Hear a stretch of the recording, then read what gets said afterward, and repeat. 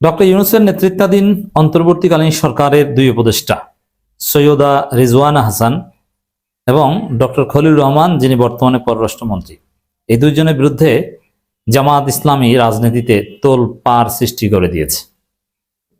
দর্শক, জামাত তাদের পক্ষে রাজসাক্ষী খুঁজে পেয়েছে, অতএব রাজনীতিতে এটা নিয়ে জামাত এখন খেলবে। এক কথায় যদি বলি জামাত কি ঘটিয়েছে, অবাক হবেন শুনলে। এই ভাষা ব্যবহার করেনি, কিন্তু জামাত যা বলেছে তার অর্থ এটাই যে রিজওয়ানা হাসান এবং খলিলুর রহমানকে গ্রেপ্তার করা হোক। রানিং মন্ত্রীকে কার্যত একটু ঘুরিয়ে পেঁচিয়ে হলো গ্রেপ্তারের দাবি জানিয়েছে জামাত। শালা কোন লেভেলে চলে গেছে এবার বুঝছেন?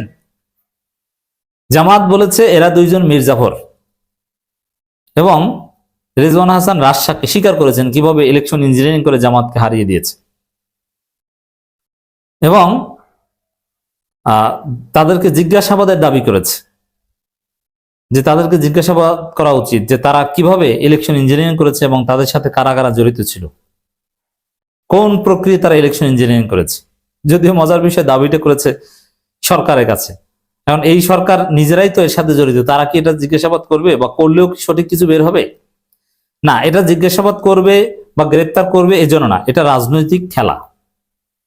কারণ বিএনপি সরকারের কাছে দাবি করে তো লাভ নেই।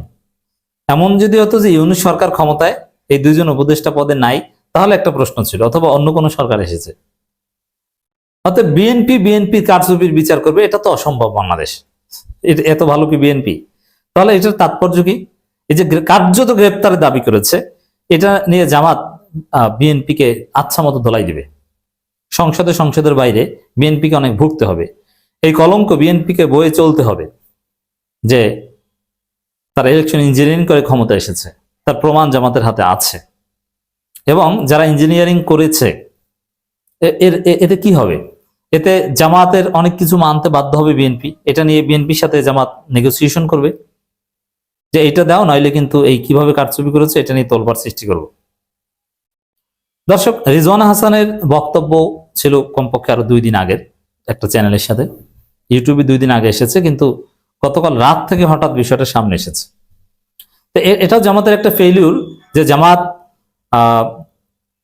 রিজওয়ানা হাসানের বক্তব্য সাথে সাথে এটা নিয়ে রাজনীতি করতে পারেনি, সোশ্যাল মিডিয়ায় ভাইরাল হয়েছে তারপরে করেছে। এর মানে জামাতের নিজস্ব আলাদা যে পিআর টিম বা মিডিয়া টিম, তারা চারদিকে সজাগ দৃষ্টি রাখতে পারে না। ইন্ডিপেন্ডেন্ট অ্যাক্টিভিস্টরা যা ভাইরাল করেন ওইটা নিয়ে তাদেরকে সংবাদ সম্মেলন করতে হয়। জামাত আশা করি এখান থেকে শিখবে। যাই হোক, জামাত পারফেক্ট সংবাদ সম্মেলন করেছে।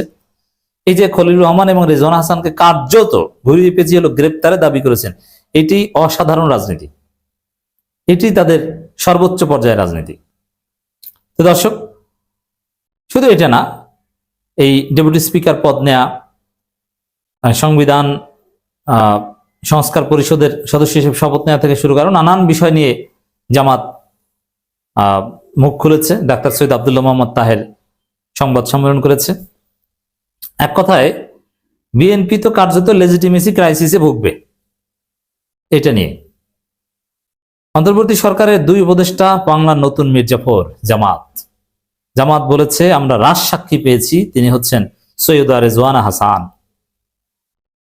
রিজওয়ানা হাসান যতই এটা ধামাচাপা দেওয়ার চেষ্টা করুক, কোনো লাভ নাই, পারবে না। তো দর্শক, অন্তর্বর্তী সরকারের 2 উপদেষ্টা বাংলার নতুন মির্জাফর। ত্রয়োদশ জাতীয় সংসদ নির্বাচন সুষ্ঠু হয়নি দাবি করে সাবেক অন্তর্বর্তী সরকারের 2 উপদেষ্টাকে বাংলার নতুন মির্জাফর আখ্যা দিয়েছে জামাত ইসলামী। দলটির নায়েব আমির সৈয়দ আব্দুল্লাহ মোহাম্মদ তাহের এক সংবাদ সম্মেলনে এই মন্তব্য করেন। এখানে এটার একটা তাৎপর্য হচ্ছে, হয় বিএনপিকে জামাতের পা ধরে দেশ চালাতে হবে, নইলে জামাতের উপর ফেসিবাদী স্টাইলে নির্যাতন করতে হবে, নইলে ক্ষমতা ছেড়ে চলে যেতে হবে। আর ফেসিবাদী স্টাইলে নির্যাতন করলে বিএনপি গণঅভ্যুত্থানে পতন হবে, এবং সেটা 1.5 বছরের মধ্যে, 2028 সালের এপ্রিলের মধ্যে। এখানে আওয়ামী লীগ এসেই ঘটনা ঘটিয়ে দেবে। অতএব জামাত এই বিষয়টা সামনে এনে বিএনপিকে কঠিন চাপে রাখলো। এখন কারচুপি হয়েছে, ইলেকশন ইঞ্জিনিয়ারিং, এর ফলে তো আর ফলাফল পরিবর্তন হবে না, অথবা এর ফলে তো আর বিএনপি সরকার চলে যাবে না বা নতুন কোনো ইলেকশন হবে না, কিন্তু বিএনপি চাপে পড়বে, বিএনপি লেজিটিমেসি ক্রাইসিসে পড়বে, এবং এটা চাইলে জামাত এটার মাধ্যমে বিএনপি কঠিন বেকায়দায় ফেলতে পারবে। অতএব আবারও বলছি যে জামাতের পা ধরে দেশ চালানো ছাড়া বিএনপির সামনে কোনো উপায় নাই, বিএনপি ধরা খাবে। জামাতের নায়েবে আমির বলেন 53টি আসনে ভোট গ্রহণ নিয়ে অভিযোগ আছে জামাতের। সাবেক উপদেষ্টা সৈয়দা রেজওয়ানার বক্তব্যের মাধ্যমে বিগত সরকারের ইলেকশন ইঞ্জিনিয়ারিং এর প্রমাণ পাওয়া গেছে। তিনি বলেন, ইলেকশন ইঞ্জিনিয়ারিং অভিযোগের ব্যাপারে জাতির কাছে